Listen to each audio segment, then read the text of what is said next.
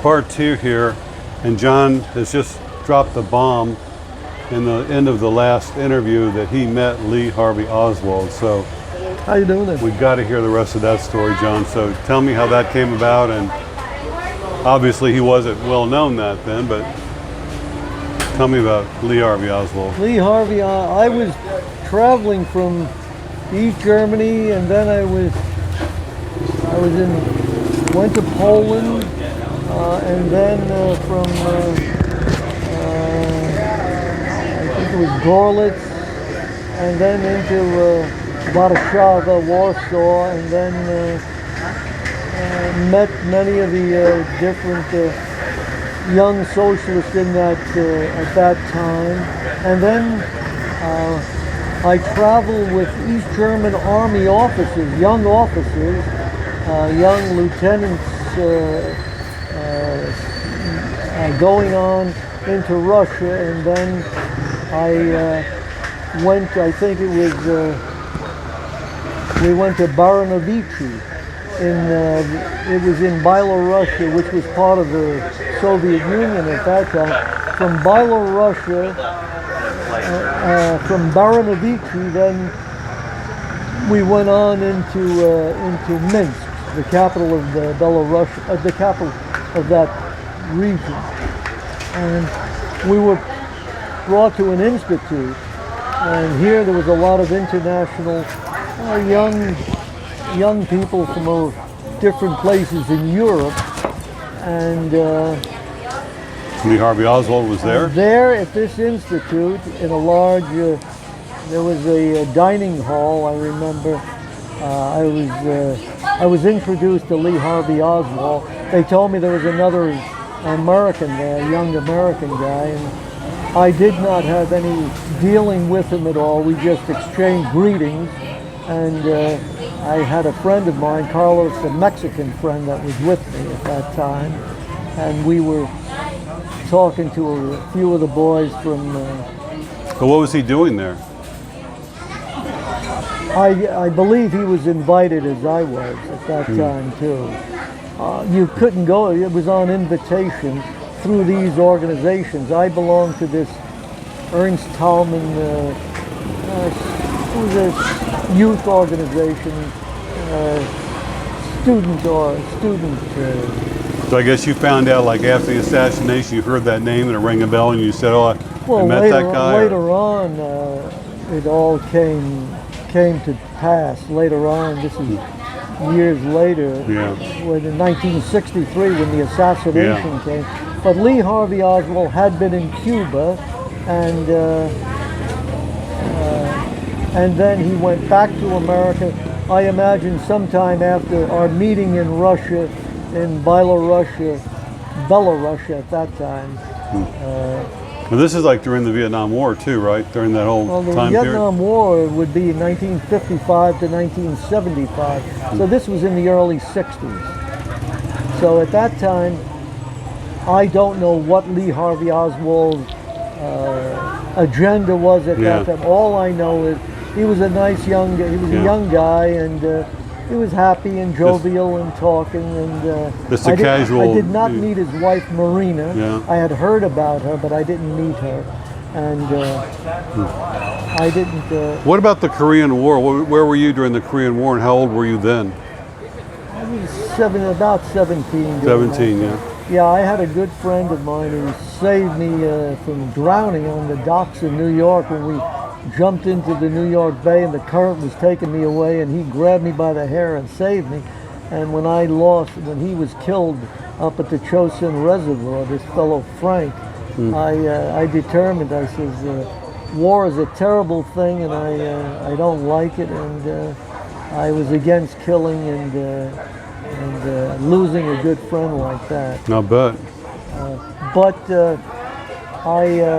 From Belarus, I went on to Moscow, where we were taken, our members of this youth organization that I belonged to. We previously had visited concentration camps, and it was not, I don't want to say we were indoctrinated, because it was open. We had open minds, and we were happy, and we were anti-war. That's what we realized the horrors of the Second World War. That was being exposed to it. Right. And then when we went to Russia, we were treated royally. I went to the Bolshoi Ballet, and I was sitting next to I remember a general and his wife, and here I am. We had choice seats up in the front, and I can still remember the name of the program. It was the Dance of the Tartars, a famous Russian ballet. It wasn't Swan Lake, it was the Dance of the Tartars. And the Bolshoi Ballet, the first time in my life that I had ever seen ballet, but it was a beautiful experience in this beautiful hall. I think it was the Mariinsky Theater in Moscow, where they had the Bolshoi Ballet, which was the best in Russia at that time. And Stalin was still alive and still in power then, right? Stalin was, no, Stalin had died in 1953. Okay. Stalin had passed away, but I don't know if Leonid Brezhnev, I don't know who was in power then, but it was a very... but they were friendly towards Americans, huh? No, it was a very... there was a lot of hostility. A Cold War was very... it was starting then. Was very strong then. Yeah. And but I was given permission after my stay in Moscow. I traveled back into East Germany, which I liked a lot, and I was the only American, they told, that was given permission to visit the interior of East Germany in the Black Forest region. I had a girlfriend down there, a German girlfriend, and that we had met at Humboldt University, and she lived in a town down there in I think it was Meiningen, and so you would travel into the Black Forest and in that area, and it was a very sensitive area because on one side of the border was the American tank division waiting for the breakthrough.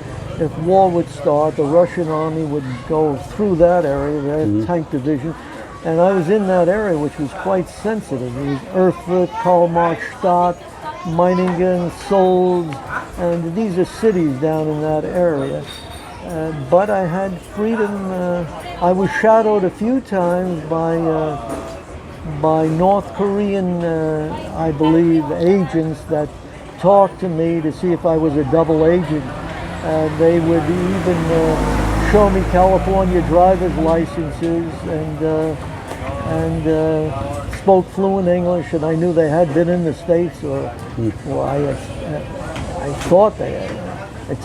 But I never had any trouble because I was an open-minded, just a young student, as you would say, and I was not a capitalist. I was just a young student learning about the world, life, and what the political thing was all about.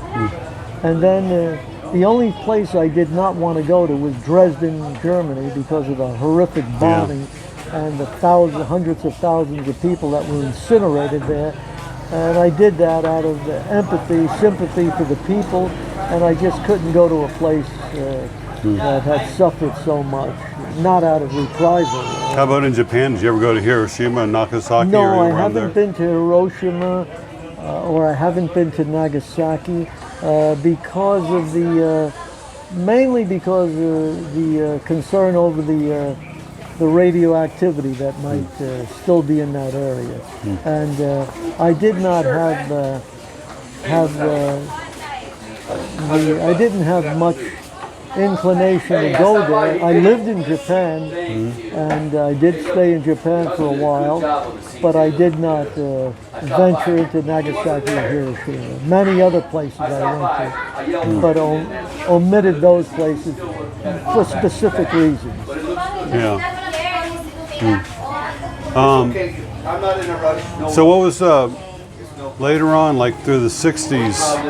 In the 60s, I traveled. I was in the Merchant Marine and did travel the world and would get on ships and get off ships at different places. And but eventually I returned back. Well, I came to the Philippines then and lived in the Philippines, and had my life in the Philippines for some time. Lived up in the Luzon area, mountain province, Sagada, and So you decided you were going to live in the Philippines full time. well, I was it- loved the Philippines. The Philippines at that time had, I believe, 1.5 million people in Manila. Now it's one of the most crowded cities on earth with about Greater Manila, 35 million people. At that time, the population was about 24 million people in the Philippines. Now it's about roughly 130 million unofficially, maybe more. And so it was a paradise at that time, and there wasn't the poverty that you find now. The Filipinos, I remember them telling me in Manila, they said, "We are a blessed people." And I said, "Why?" They said, "Because we'll never see poverty in this country. We're so rich. You just stick something in the ground and it'll grow, and we can use that and we can eat that. And everything, people will never starve." So you plan on staying here in Valencia for the rest of your life, or? I don't particularly feel that I would like to wind out my remaining days permanently in the Valencia area. I think that I kind of miss the city a little bit. And I like Cebu, Yeah. which was the second city at that time, a beautiful city. And but the Philippines has changed so much that the materialistic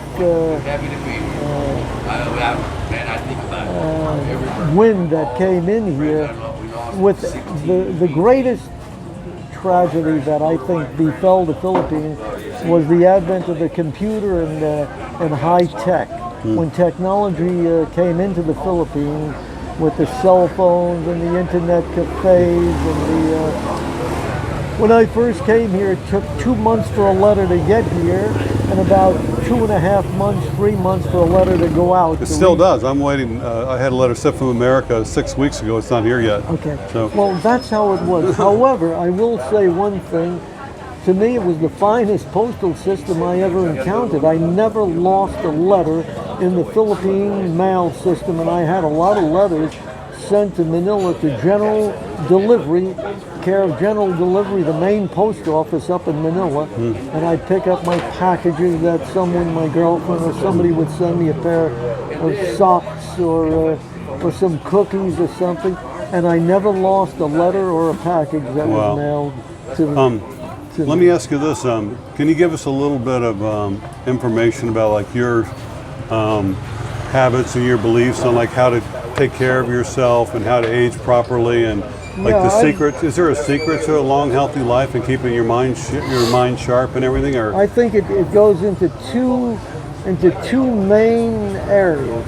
The first is psychological, and the second is nutritional. And I will start with the psychological. The psychological is, at some point in time, I realized that there's a famous poem, and the poem goes like this: "I saw a man chasing the horizon. Stop, I cried, 'tis foolish. You lie, he cried, and ran on." And that to me had great significance, because on my first trip into Russia, when I went to Leningrad years ago, a Russian girl took me to the Hermitage Museum. I've been there. And in the Hermitage, that was my first trip. I've been there many times after. There was a painting that I'll never forget, and the sun was just setting at sunset, and a man was approaching the top of the mountain, coming up, approaching the top on a horse. And as the proximity of his horse and the sun, it had the last rays of light. He was trying to race for the summit to catch the sun before it would dip below the horizon.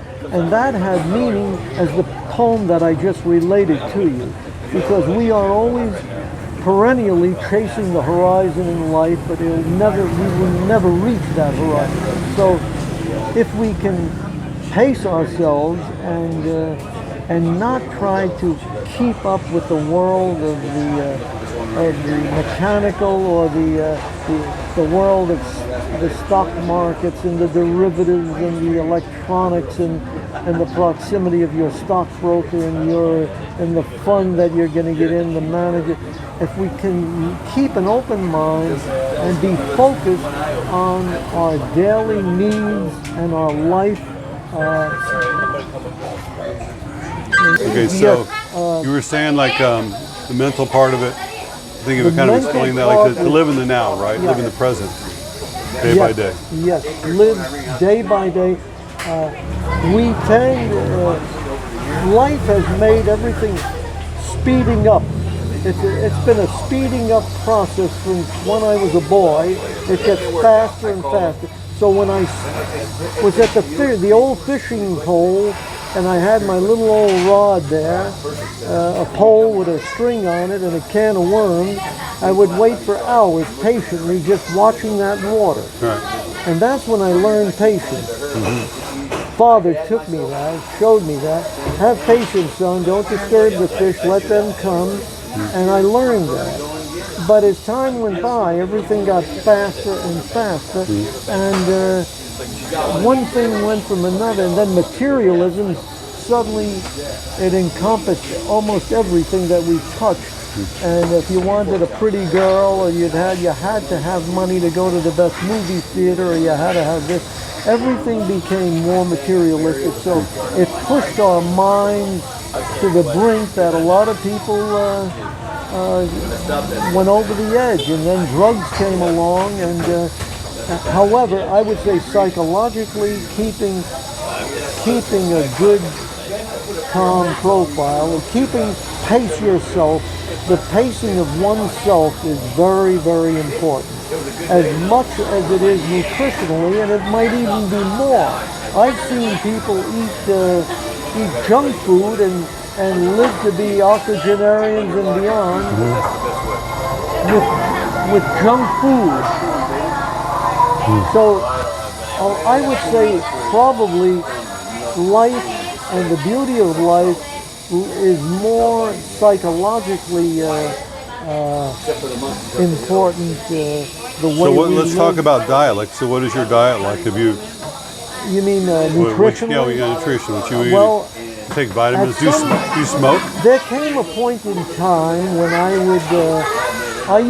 grew up on the old hot dog, the Coney Island hot dog diet, and the hamburgers. We used to go to White Castle. And I remember those, Yeah, we'd get a dozen of hamburgers, and they were about 10 cents each. And we'd get them for $1.25, a whole dozen. They were small, those were good. But then it came a point in time that I realized that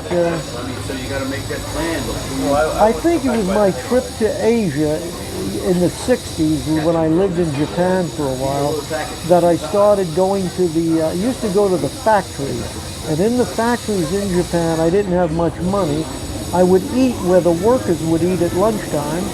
And there they would have these lunches with their rice, their sticky rice, and then their seaweed, and a piece of fish, and then a bowl of miso soup. This is soybean soup. And I started then with a little ginger, I started realizing that these Japanese would work on these machines or in the factories long days. They were working 10, 12 hours a day. This is back in the late 50s and the early 60s when I first went to Japan. And I realized that we didn't need marble steaks. We didn't need 2-inch porterhouse or filet mignons, or we didn't need these ribeye steaks. That we were raised, that our whole concept of nutrition was not the right thing. We didn't need baked potatoes smothered in butter.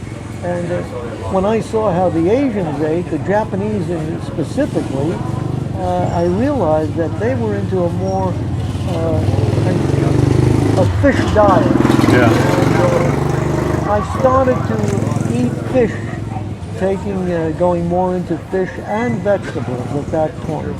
And I've been that way, going kind of that more and more. And then when I was in Vietnam, I remember I was eating steak, and I would eat steak every day, and then suddenly I got a pain in my heart. And I said, gee, it's hot, muggy weather, but it has to be one thing, it's the steak.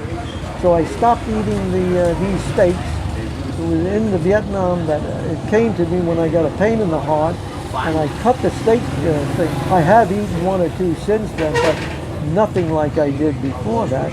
And I went into a plant-based diet more and more, and into beans, also the beans, but lately, in the past few years, I've gotten away from the beans because I feel that when I had a wife that died of breast cancer and I gave her a lot of soybeans, I realized that it might have mimicked the estrogen in the body and caused the tumors to grow more and more, which 20 years ago they didn't know that much about it, but now they know more that it does have an effect. The mimicking of, like your beans, some of the beans, mung beans and soybeans are not, a man can eat them if you have prostate, but a woman with breast cancer or breast problem, it's a no-no. So I learned more and more about nutrition, and I would say now I'm into more. I'm not a vegan, but I do fish and vegetables, and I like some beans, but I eat more lentils now and barley. Going to Russia, I see the Russians, how they love their kashki, their buckwheat. They love that. That's the national food. And the Russians, they get along pretty good on that buckwheat. So I'm eating more grains now. I eat grains, brown rice. I've eliminated white rice. I eat brown rice. Interesting. And I eat red rice, but the red rice I've noticed in the Philippines, it has a lot of preservatives in it. Even if it has organic on it, and a Filipino, my mate, she can smell the chemicals added to keep the thing from getting rancid. So maybe in the growing of the rice, there's no preservative, but in the packaging, it can be detected, and Filipinos have a better sense than the foreigners. Now, have you had any health issues in your life, like cancer or surgery, heart surgery? You take blood pressure medicine, anything like that? No, Wow. I don't. Amazing. I don't. I'm lucky, knock on some wood, I don't have the issue, but I think can you hold it 1 second? Yeah, sure. I've got. So John's got called away. One of his friends is here, and he's taking care of some business. So we're going to wrap this interview up. I'm going to ask him when he comes back if we can do another interview on some other subjects at his home sometime. So I know everybody wants to hear more of John, so we'll definitely be doing that. So stay tuned. Thanks a lot, everybody. Bye.